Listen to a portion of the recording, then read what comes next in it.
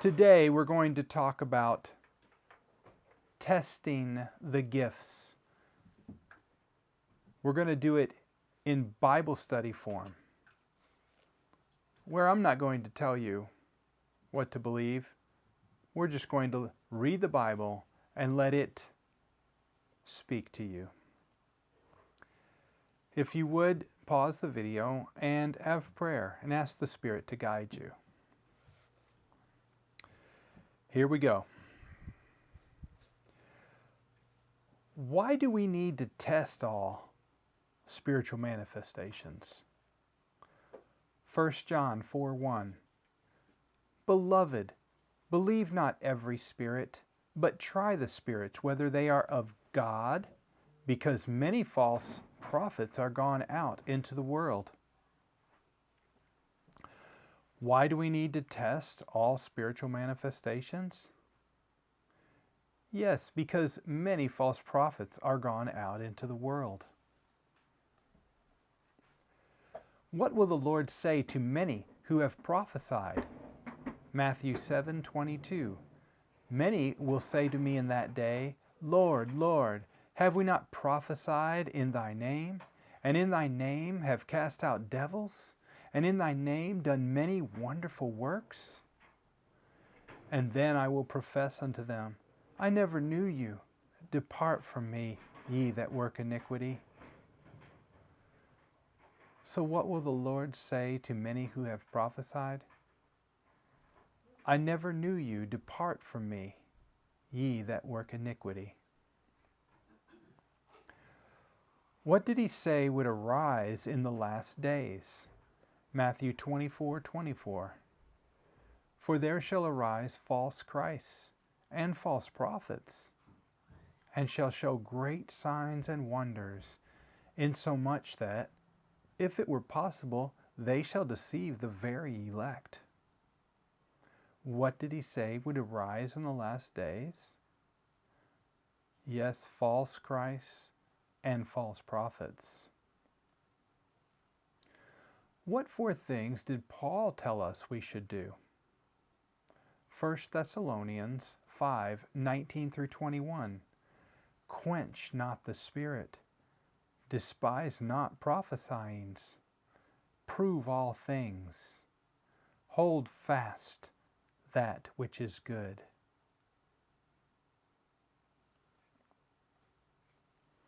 According to what word must we test all things?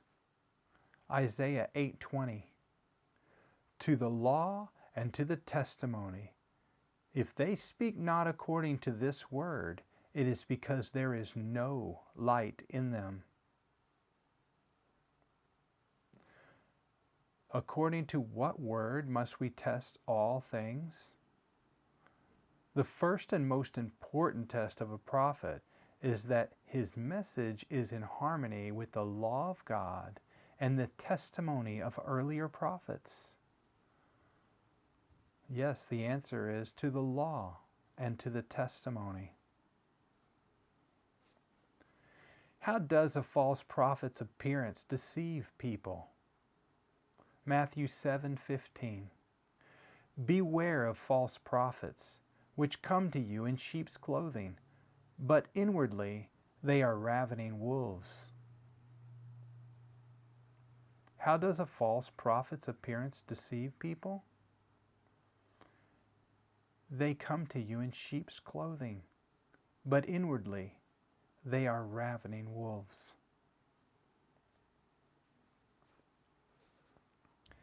How can we distinguish the genuine from the false? Matthew 7:16-20. You shall know them by their fruits. Do men gather grapes of thorns or figs of thistles?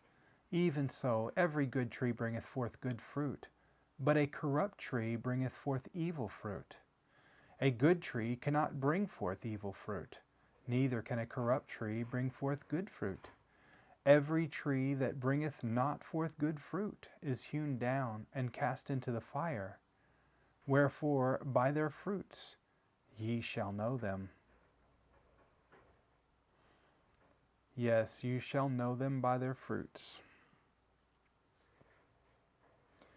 False prophets strengthen the hands of the wicked, so that what? Ezekiel 13:22.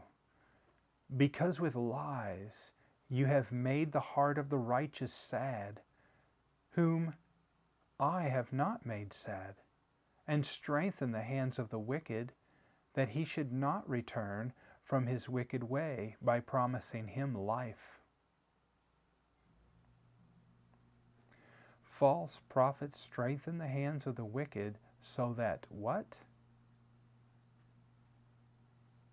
That he should not return from his wicked way. The second test of a prophet is the fruit of his ministry. Does his own life reveal God's character? Does his work bear the marks of the high and holy calling of God? Are people's lives elevated through his influence? What does the accuracy of a prophet's predictions indicate? Jeremiah 28:9. The prophet which prophesieth of peace, when the word of the prophet shall come to pass, then shall the prophet be known that the Lord has truly sent him. Yes, when the word of the prophet shall come to pass, then shall the prophet be known that the Lord has truly sent him. What would inaccuracy of prediction indicate? Let's look at Deuteronomy 18:21 and 22. And if thou say in the heart, how shall we know the word which the Lord has not spoken? When a prophet speaketh in the name of the Lord, if the thing follow not, nor come to pass, that is the thing which the Lord has not spoken. But the prophet has spoken it presumptuously. Thou shalt not be afraid of him.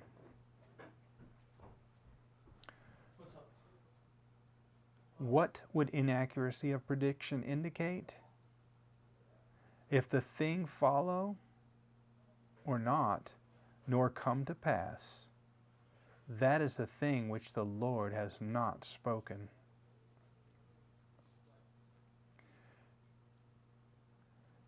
Yet, even if a sign should come to pass, what in a prophet's message should prove him to be false? Deuteronomy 13:1 through 5. If there arise among you a prophet or a dreamer of dreams, and giveth thee a sign or a wonder, and the sign or the wonder come to pass, whereof he spake unto thee, saying, let us go after other gods, which thou hast not known, and let us serve them. Thou shalt not hearken unto the words of that prophet, or that dreamer of dreams, for the Lord your God proveth you, to know whether ye love the Lord your God with all your heart and with all your soul. Ye shall walk after the Lord your God, and fear him, and keep his commandments, and obey his voice, and ye shall serve him, and cleave unto him. And that prophet or that dreamer of dreams shall be put to death, because he hath spoken to turn you away from the Lord your God, which has brought you out of the land of Egypt, and redeemed you out of the house of bondage, to thrust thee out of the way which the Lord thy God commanded thee to walk in, so shalt thou put the evil away from the midst of thee. Let us go after other gods that thou hast not known, and serve them. Even if a sign should come to pass, what in a prophet's message would prove him false? Let us go after other gods that thou hast not known, and serve them. Remember the greatest commandment Jesus spoke of in Mark 12:28 and 29. And one of the scribes came, and having heard them reasoning together, and perceiving that he had answered them well, asked him, "Which is the first commandment of all?" And Jesus answered him, "The first of all the commandments is, Hear, O Israel, the Lord our God is one Lord." Remember the golden calf that Israel was worshiping while Moses was in the mountain receiving the 10 Commandments? It was a representation of 3 gods in one. Apis, which was the golden calf, was the most important bull deity of ancient Egypt. Apis was one of the first animals in Egypt associated with eternity and divinity. Apis was a symbol of fertility in ancient Egypt. There were many other bull deities in ancient Egypt, but Apis was the dominant one. Apis was originally depicted as a walking bull with a serpent and solar disk between its horns. The solar disk is a representation of Hathor, the mother of Apis. In later periods of Egyptian history, he is depicted as a man with a bull's head. He was always associated with the king of Egypt. Apis is also considered the embodiment of the god Ptah, the creator god. Do you see the 3 gods? Apis, his mother, Hathor, and Ptah, the creator God. Isaiah 44:6 says, "Thus saith the Lord, the King of Israel, and his Redeemer, the Lord of hosts, I am the first, and I am the last, and besides me there is no God." The third test of a prophet is whether he goes after other gods. If he does not believe in one God, there is no truth in them. What is one key teaching that must be checked? 1 John 4:3. "And every spirit that confesseth not that Jesus Christ is come in the flesh is not of God. And this is the spirit of Antichrist, whereof ye have heard that it should come, and even now already is in the world." What is one key teaching that must be checked? That every spirit that confesseth not that Jesus Christ is come in the flesh is not of God.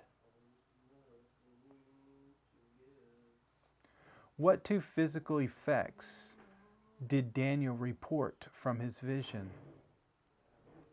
Daniel 10:17. "For how can the servant of this my Lord talk with this my Lord? For as for me, straightway there remained no strength in me, neither is there breath left in me." What 2 physical effects did Daniel report from his vision?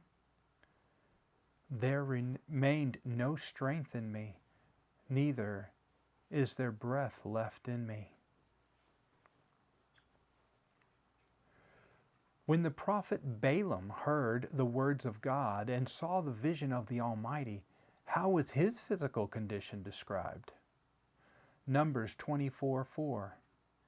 "He hath said, which heard the words of God, which saw the vision of the Almighty, falling into a trance, but having his eyes open."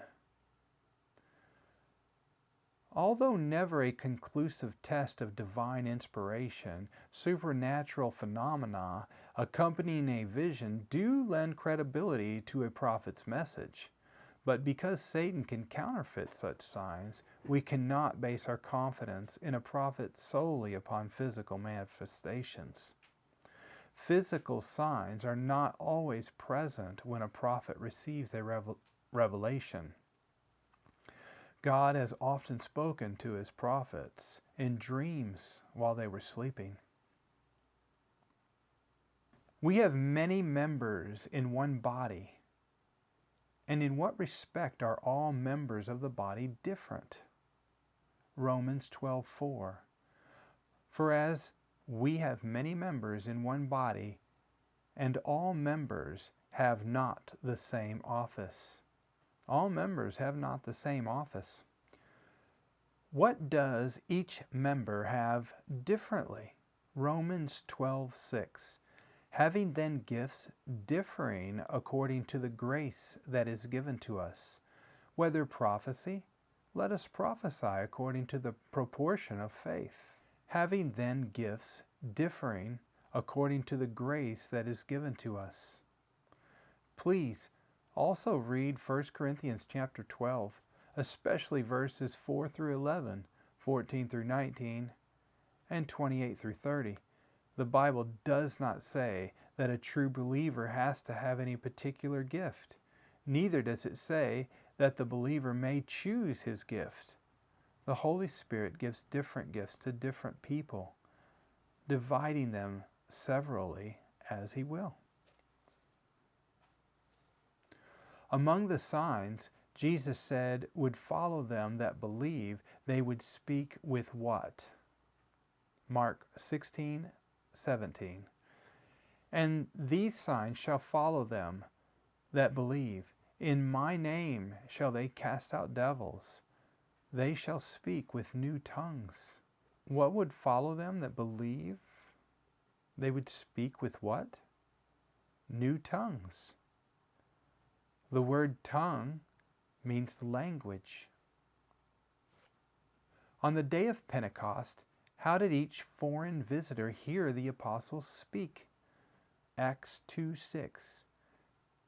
Now when this was noised abroad, the multitude came together, and were confounded, because that every man heard them speak in his own language. Every man heard them speak in his own language. A second manifestation of the gift of tongues took place at the house of Cornelius, a Roman centurion, in Acts 10:46. How did Peter explain that the gift of tongues at the house of Cornelius was no different from what was experienced at Pentecost? Acts 11:17. For as much then as God gave them the like gift as He did unto us, who believed on the Lord Jesus Christ, what was I that I could withstand God? Yes, God gave them the like gift as He did unto us, Paul said. The only other recorded instance of tongues in the Bible is Acts 19:6. And there is nothing in the passage to indicate that its manifestation was any different. Though I speak with tongues of men and of angels, and have not charity, I am become as what? 1 Corinthians 13:1. Though I speak with the tongues of men and of angels, and have not charity, I am become as sounding brass, or a tinkling cymbal. What is the only biblically acceptable procedure for speaking in other tongues? 1 Corinthians 14:27. If any man speak in an unknown tongue, let it be by two, or at the most by three, and that by course, and let one interpret. So the answer is by two, or at the most by three, and that by course, and let one interpret. What if there is no one to interpret it? 1 Corinthians 14:28. But if there be no interpreter, let him keep silence in the church, and let him speak to himself and to God. Yes, let him keep silence in the church. Let all things be done unto what? 1 Corinthians 14:26. How is it then, brethren, when ye come together, every one of you hath a psalm, hath a doctrine, hath a tongue, hath a revelation, hath an interpretation? let all things be done unto edifying. So let all things be done to edify. 1 Corinthians 14:9. So likewise ye, except ye utter by the tongue words easy to understand, how shall it be known what is spoken? For ye shall speak into the air. 1 Corinthians 14:11. Therefore, if I know not the meaning of the voice, I shall be unto him that speaketh a barbarian, and he that speaketh shall be a barbarian unto me. 1 Corinthians 14:23. If therefore the whole church be come together into one place, and all speak with tongues, and there come in those that are unlearned or unbelievers, will they not say that ye are mad? Does confusion come from God? 1 Corinthians 14:33. For God is not the author of confusion, but of peace, as in all churches of the saints. God is not the author of confusion. What is the purpose of tongues? 1 Corinthians 14:22. Wherefore tongues are for a sign, not to them that believe, but to them that believe not. But prophesying serveth not for them that believe not, but for them which believe. So the purpose of tongues is for a sign, not to them that believe, but to them that believe not. How therefore should all things be done? Corinthians 14:40. Let all things be done decently and in order. Do you now understand that the Bible has set forth specific tests for determining the genuineness of prophets? Do you understand that spiritual gifts are distributed according to God's will, not ours? Do you now understand that the purpose of the gift of tongues is to communicate the gospel, and would be useless were it not needed for that purpose? I hope you were blessed.